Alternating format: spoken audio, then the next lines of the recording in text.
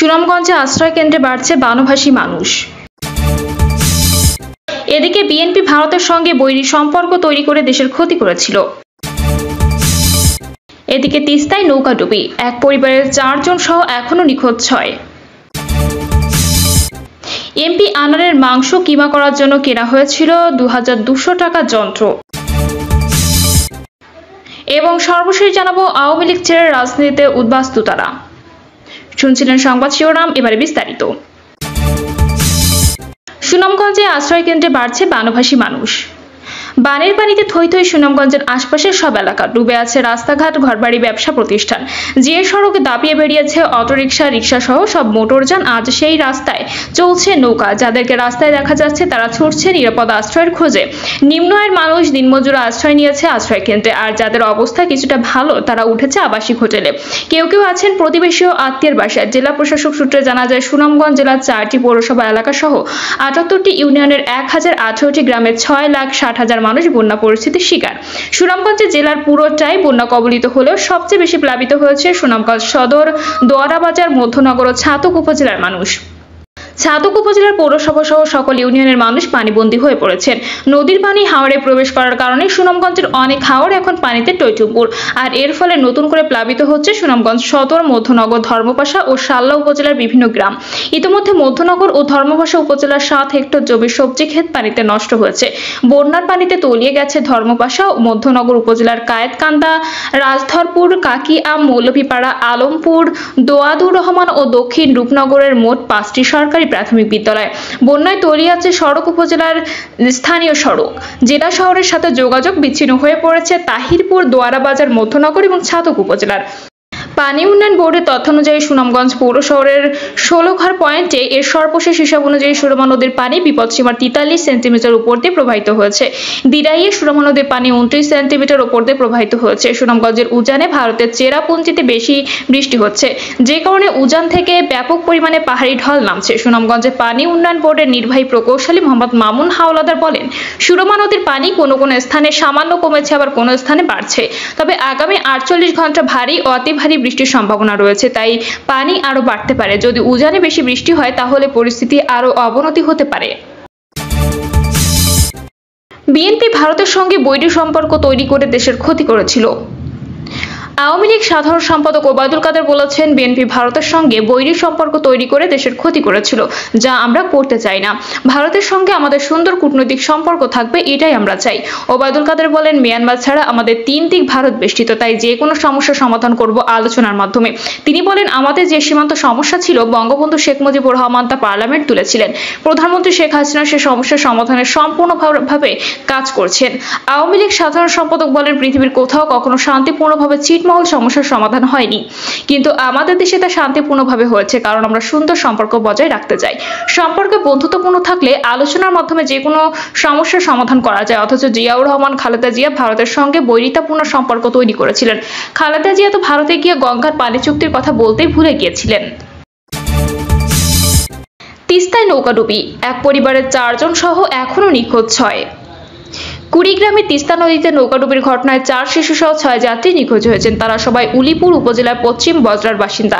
নিখোঁজদের উদ্ধারে তিস্তা নদীতে তল্লাশি চালাচ্ছে ফায়ার সার্ভিসের একটি দল। এ ঘটনায় ওই এলাকায় আজিজুর রহমানের 14 মাস বয়সী আয়শা সিদ্দিকা নামে এক শিশুর মরদেহ উদ্ধার করা হয়েছে। কুড়িগ্রামে তিস্তা নদীতে নৌকাডুবির ঘটনায় 4 শিশু সহ 6 যাত্রী নিখোঁজ হয়েছেন। তারা সবাই উলিপুর উপজেলার পশ্চিম বজরার বাসিন্দা। নিখোঁজদের উদ্ধারে তিস্তা নদীতে তল্লাশি চালাচ্ছে ফায়ার সার্ভিসের একটি দল। এই ঘটনায় ওই এলাকায় আজিজুর রহমানের 14 মাস বয়সী আয়শা সিদ্দিকা নামের এক শিশুর মরদেহ উদ্ধার করা হয়েছে। এমপি আনারের মাংস কিমা করার জন্য কেনা হয়েছিল 2200 টাকা যন্ত্র। ভারতের পশ্চিমবঙ্গ সিআইডি দাবি করেছে, এমপি আনারুল আজিম আনারকে হত্যার পর তার শরীর কিমা তৈরির যন্ত্র দিয়ে কিমা করা হয়। আনার হত্যাকাণ্ডে জড়িত থাকার অভিযোগে নেপাল থেকে গ্রেপ্তার সিয়াম কলকাতার নিউ মার্কেট থেকে 2200 টাকা যন্ত্রটি কিনেছিলেন। ভারতের আনন্দবাজার পত্রিকার এক প্রতিবেদনে এই তথ্য জানানো হয়েছে। প্রতিবেদনে বলা হয়েছে, গ্রেপ্তার সিয়াম কলকাতার নিউ মার্কেটের একটি দোকান থেকে 2200 টাকা দিয়ে ওই যন্ত্র কিনেছিল। প্রমাণ লোপাটের জন্যই ওই কিমা করা যন্ত্র ব্যবহার করা হয়। সিআইডির একাংশের দাবি, তবে ওই যন্ত্রে পুরো মাংস কিমা করা যায়নি, তাই তারা লাশটিকে ছোট ছোট টুকরো করে সেপটিক ট্যাঙ্কে ফেলে দেয়। এর আগে কলকাতার সঞ্জীবা গার্ডেনের সেপটিক ট্যাঙ্ক থেকে প্রায় 5 কেজি মাংস উদ্ধার করা হয় পশ্চিমবঙ্গ সিআইডি। পরে ওই মাংস মানুষের কিনে তা নিশ্চিত করে ফরেনসিক রিপোর্টের জন্য পাঠানো হয়। এদিকে ডিএনএ পরীক্ষার জন্য এমপি আজিমের মেয়ে ডরিনের ভারত সফর এখনো অনিশ্চিত। নিহত এমপি আজিমের ব্যক্তিগত সহকারী আব্দুর রউফ বলেন, ঈদের আগে গোয়েন্দা পুলিশের তদন্ত কর্মকর্তা ডরিনের সঙ্গে যোগাযোগ করেন এবং ঈদের পর ভারতে যেতে হবে বলে জানান। পরবর্তীতে তদন্ত কর্মকর্তা আমাদের সঙ্গে আর যোগাযোগ করেননি। এ বিষয়ে তদন্ত কর্মকর্তা ডিবি ওয়ারিজনের সহকারী কমিশনার মাহফুজুর রহমান বলেন, ডরিনের সঙ্গে যোগাযোগ হয়েছে, তবে ভারতে যাওয়ার বিষয়ে ডরিন বলতে পারবে। আওয়ামী লীগ ছেড়ে রাজনীতিতে উদ্বাস্ত তারা। একসময় তারা অত্যন্ত প্রভাবশালী নেতা ছিলেন, মেধাবী নেতা ছিলেন। জাতীয় রাজনীতি তাদের ভূমিকা ছিল উজ্জ্বল, কিন্তু আওয়ামী লীগ ত্যাগ করার পর তারা রাজনীতিতে আস্তে আস্তে হারিয়ে যেতে থাকেন। এখন নিজেরাই রাজনীতিতে উদ্বাস্তুতে পরিণত হয়েছেন। আওয়ামী লীগ ত্যাগ করে মূলধারার নেতৃত্বের বাইরে যে কেউ টিকতে পারে না, এই সত্যটি বারবার প্রমাণিত হয়েছে। বাংলাদেশ আওয়ামী লীগের রাজনীতিতে এরকম অনেক ব্যক্তিত্ব রয়েছেন যারা তাদের নিজেদের ভুলে আওয়ামী লীগ ত্যাগ করে নিজেরা সর্বশান্ত হয়েছেন। আওয়ামী লীগ আগামী 23শে জুন তার 75তম প্রতিষ্ঠা বার্ষিকী পালন করছে। আওয়ামী লীগের এই প্লাটিনাম জয়ন্তীর সময় এই সমস্ত উদ্বাস্তু নেতাদের নিয়ে এই প্রতিবেদন। ডক্টর কামাল হোসেন। আওয়ামী লীগ নেতাদের মধ্যে ডক্টর কামাল হোসেন অত্যন্ত গুরুত্বপূর্ণ এবং প্রভাবশালী নেতা ছিলেন। জাতির পিতার অত্যন্ত ঘনিষ্ঠ এবং আস্থাভাজন নেতা হিসেবে তরতর করে রাজনীতির সিঁড়িতে তার উত্তরণ ঘটেছিল। বঙ্গবন্ধুর সঙ্গে তিনি 1971-এ পাকিস্তানের কারাগারে বন্দী ছিলেন। 75-এর পরবর্তী সময় তার ভূমিকা ছিল রহস্যময়, কিন্তু তারপরও শেখ হাসিনা তাকে কাছে টেনে নিয়েছিলেন। 1991 নির্বাচনের পর ডক্টর কামাল হোসেন আওয়ামী লীগ ছেড়ে চলে যায়। তিনি গণফোরাম নামের একটি রাজনৈতিক সংগঠনের জন্ম দেন, কিন্তু ওই গণফোরাম পর্বতের মুশিক প্রসাবের মতো রাজনীতিতে কোনো ভূমিকা রাখতে পারেননি। শেষ পর্যন্ত রাজনীতিতে গণফোরাম একটি অস্তিত্বহীন, গুরুত্বহীন রাজনৈতিক দল হিসেবে পরিগণিত হয়। এখন বয়সের ভারে নুয়ে থাকা ডক্টর কামাল হোসেন নিজেকে রাজনীতিতে থেকে গুটিয়ে নিয়েছেন। রাজনীতিতে প্রবল সম্ভাবনা এবং মেধা থাকা সত্ত্বেও তিনি বিভ্রান্তি এবং ভুল রাজনীতির চোরাগলিতে নিজেকে অস্তিত্বহীন হিসেবে পরিণত করেছেন। মোস্তফা মহসিন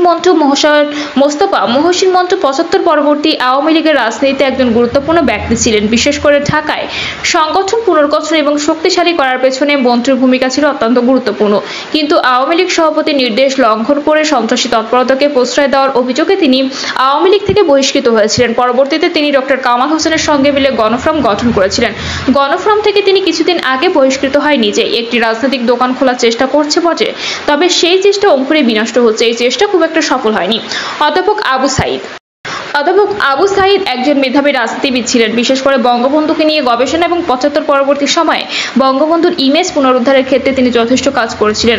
কিন্তু 2007 সালে তিনি সংস্কারপন্থী হয়ে ওঠেন। এর আগেও তার বিভ্রান্তি হয়েছিল। তিনি আব্দুর রাজ্জাকের সঙ্গে মিলে বাকশালে যোগ দিয়েছিলেন, তবে 1/11-তে তার বিভ্রান্তির কারণে তিনি মনোনয়ন বঞ্চিত হন পাবনার আসন থেকে। পরবর্তীতে তিনি আওয়ামী লীগে আর থাকেননি। 2018 নির্বাচনে তিনি জাতীয় ঐক্য ফ্রন্ট থেকে ধানের শীষ প্রতীকে নির্বাচন করে পরাজিত হন। গত নির্বাচনে তিনি স্বতন্ত্র পরাজিত হন। রাজনীতিতে তিনি এখন উদ্বাস্তু। সুলতান মোহাম্মদ মনসুর আহমেদ। আওয়ামী লীগের 75 পরবর্তী ছাত্র নেতাদের মধ্যে সবচেয়ে সম্ভাবনাময় মনে করা হতো সুলতান মোহাম্মদ মনসুর আহমেদকে। তিনি শেখ হাসিনার অত্যন্ত ঘনিষ্ঠ ছিলেন এবং আওয়ামী লীগ সভাপতি যাদেরকে নিজ হাতে গড়ে তুলেছেন তাদের মধ্যে সুলতান মোহাম্মদ মনসুর আহমেদ ছিল অন্যতম। কিন্তু তিনিও 1/11 সময় সংস্কারপন্থী হয়েছেন এবং সংস্কারপন্থী হওয়ার কারণে তিনি পরবর্তীতে রাজনীতির মূলধারা থেকে বিচ্ছিন্ন হয়ে যান। 2018 নির্বাচনে তিনি জাতীয় ঐক্য ফ্রন্ট থেকে ধানের শীষ প্রতীকে নির্বাচন করেন। এবার তিনি আর নির্বাচনে অংশগ্রহণ করেননি। রাজনীতিতে তিনি এখন পথভ্রষ্ট এবং অস্তিত্বহীন। মাহমুদুর রহমান মান্নাও আওয়ামী লীগের রাজনীতিতে অতিথি পাখি হিসেবে ছিলেন। একদা বাম রাজনীতি করা মান্নাকে আওয়ামী লীগে নিয়ে আসা হয়েছিল। প্রত্যাশা থেকে তাকে সাংগঠনিক সম্পাদকের দায়িত্ব দেওয়া হয়েছিল, কিন্তু মাহমুদুর রহমান মান্নাও 1/11 সময় সংস্কারপন্থী হয়ে যান। পরবর্তীতে তিনি নাগরিক ঐক্য নামে একটি মুদির দোকানের মতো রাজনৈতিক দল খুলে কোনো রকম অস্তিত্ব টিকানোর চেষ্টা করছেন। তবে আদর্শ বিবর্তিত সুবিধাভোগী এই রাজনৈতিক নেতা এখন মূল্যহীন। এভাবে আওয়ামী লীগের রাজনীতি থেকে যারা ছিটকে পড়েছেন তারা নিজেরা রাজনীতিতে অস্তিত্বহীন হয়ে পড়েছেন। প্রিয় দর্শক, এই ছিল এখনকার সর্বশেষ সংবাদ। আপডেট সব সংবাদ পেতে চ্যানেলটি সাবস্ক্রাইব করে বেল আইকনটি ক্লিক করে রাখুন।